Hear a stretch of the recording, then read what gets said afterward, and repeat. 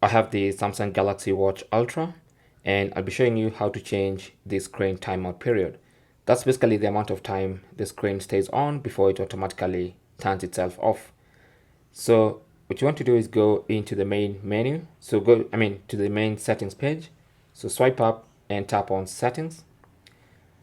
On the main settings page, scroll and tap on display.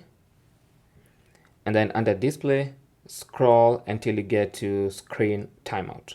You can see mine is set to 15 seconds by default, and that's why my screen keeps going off.